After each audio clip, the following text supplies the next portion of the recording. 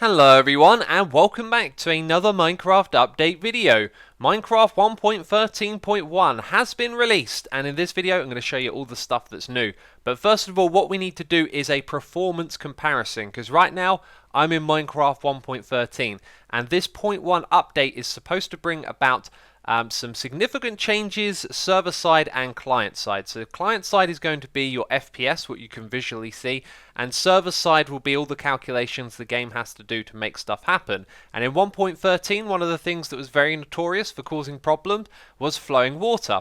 And so what we have here is a flowing water farm that's going to flush all of the mobs off of these platforms. This is Tango Tech's farm from the Hermitcraft server. If you'd like to see him build it, there'll be a link to it in the description box down below. We're using a backup of the Hermitcraft world to do a test here. So I'm in 1.13.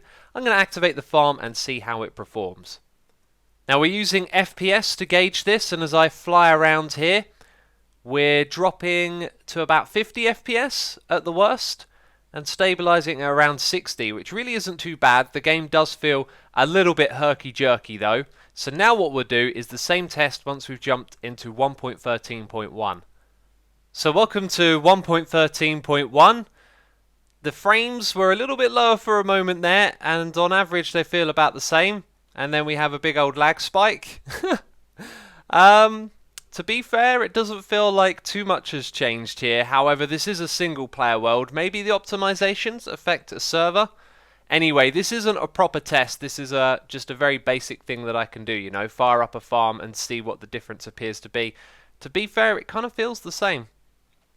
So don't take it all too seriously. This was a very crude test, and Mojang would have obviously put a lot of hard work into this, so I wouldn't take my testing here as gospel. Anyway, we're going to jump into it and go through the most important features, changes, and bug fixes in this update.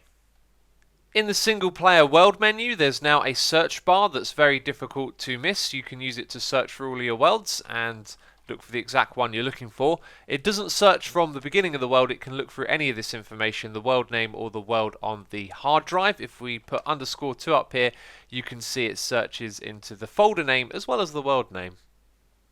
Tropical fish will now have names, and bear in mind I'm in creative mode right now, so these tropical fish are going to generate randomly from this bucket. When we pick them up with water buckets, they will each have names.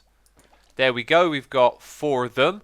And if we hover over, we can see these names right here. Blue tang, goatfish, stripy, white, light grey, and thread thin. So you can see this one right here has 2 lines where it specifies its colours as well. I'm going to put the names on the screen somewhere for you to see, possibly scrolling past because there is a lot of them. And that creates a game of collect them all with the tropical fish. But now if I go, and again we're in creative mode, place this one down, you see that each time it is the blue tang. It's the same one over and over again. When we use the bucket from the creative menu, it generates a random one each time. All 4 of the fishes added in the update Cranek now have a 5% chance to drop bone meal. And this is regardless of if the player kills it or not, if the player has looting, etc. So with all these fishies dead, you can now see the occasional piece of bone meal lying around.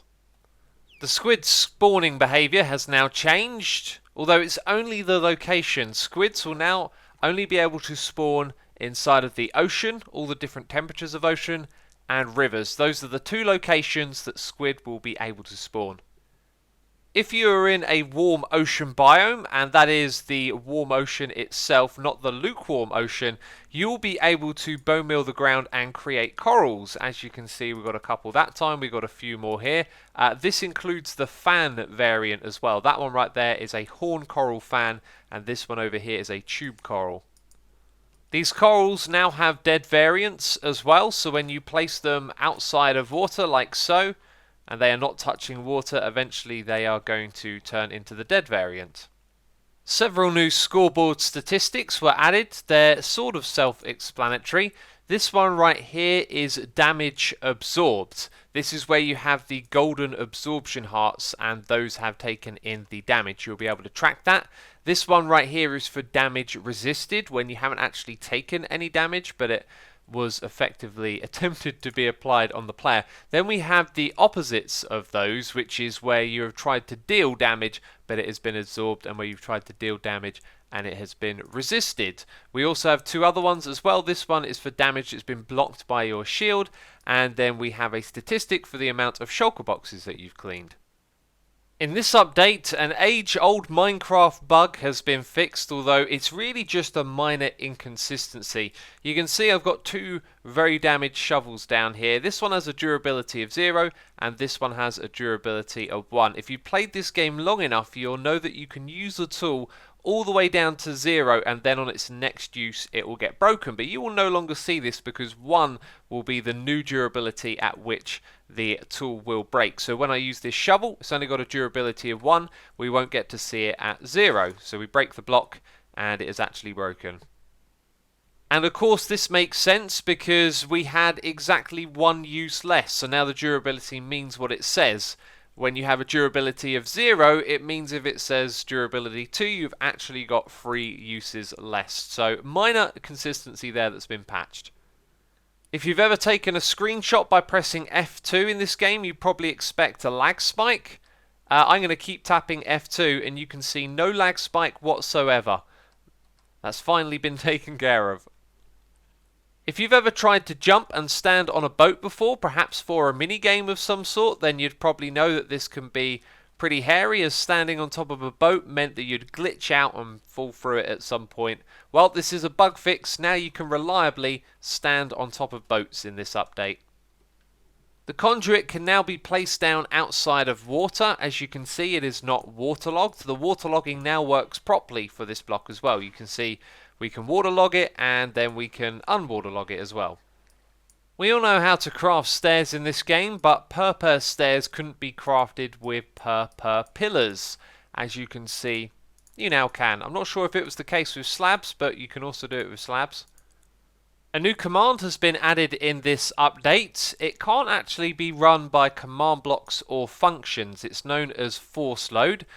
You can query if a chunk is loaded. You can add and remove a chunk to be loaded as well, and then you have to specify the number of the chunk. This would be the one that we're in right now. So I've gone and put a command block in the end and the nether dimensions, and what we can do is execute the command in the dimension, and as you can see here, we run force load add 0 0. So when we do that, the end is now loaded. We have successfully loaded a chunk over there, and there is a command block there. So now I can remove it and it's no longer spamming the end is loaded. And of course I've done the same thing in the nether, but to be fair at this point it's pretty pointless showing you that. Droppers and dispensers have particle effects. You've probably seen this when you shoot an item out of the front. There you go, there are the particle effects. So there is an old bug where that wouldn't work when these things are facing upwards or downwards. So let's check it out. You can see the particle effects go upwards, that looks pretty cool. And they go downwards as well. I've got a zombie here that can pick up loot. So if I chuck it a bunch of armor, or we pretend that I've been killed by the zombie and it's taken all of my good gear, if this fella were then get converted into a drowned by going into the water, when you kill the drowned with all of the armor on, it doesn't actually drop the armor. That's a very unfortunate bug, and I'm pleased to say it has indeed been fixed with this update. Due to a bug with trapdoors and how they update when they are waterlogged, this wouldn't have worked in the previous update, and that is very nice. Remember, you can control the trapdoors with redstone, so that is a very useful thing to be working properly. The cursor binding and the cursor vanishing text used to be white, and now it has returned to being red again. Concrete powder that's next to a waterlogged block will now be converted to a concrete block. As you can see, when we waterlog the block, it changes the concrete powder. The explosion radius of TNT had increased during the development of 1.13. This has been identified as a bug, and now the blast radius is back to normal. And there was a bug in 1.13 that meant that fish from buckets like this placed into the world were part of the aquatic mob cap, even though they wouldn't despawn, which means if you had a lot of them loaded in an area, they could stop things spawning out in the ocean. That bug has been patched, and I believe it works backwards as well. So if you've already gone and put some of these fishes out into your world, that should be corrected with this update. It is possible for drowns to spawn naturally holding fishing rods, a Nautilus shell, or a trident. And when an ocean ruin structure is put into the world, it will have some drowned spawned with it as well. Unfortunately, these ones wouldn't actually ever hold something like a trident fishing rod or Nautilus shells. So now when you go exploring for ocean ruins, you're far more likely to see these as they can now spawn with them.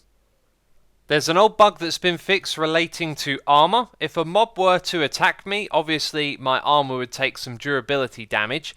If I were blocking them with the shield and not taking any damage, you would expect that my armor wouldn't take any durability damage, right? Well, for the longest time, it's been the case that even though you're blocking, your armor still gets damaged. And finally, that one has been corrected in 1.13.1. And here's a bug fix that makes me wonder. We have the dripping particle effect coming from some waterlogged blocks, and that would still happen if you were underwater, which doesn't make too much sense because you're already in the water. So that's been cleared up. But you can see above water we still have this waterish tint going across the bottom of the waterlogged block. I'm not sure how when fixing that they didn't spot it, because that would be a nice thing to be removed. And that, my friends, wraps up this What's New in Minecraft 1.13.1 video. If you have enjoyed it and found it useful, please do leave a like. As always, thank you for supporting the channel. And I didn't cover exactly everything. There were so many bug fixes. I picked out the most important and relevant ones for you. So as we end this video, I do want to say I'm probably going to be streaming an hour or two after this video has been uploaded. So if you want to head over to twitch.tv/xisumavoid and check that out, I'll be over there playing some Hermitcraft. But that is it from me this video. Thank you for watching, and I'll see you soon. Bye-bye.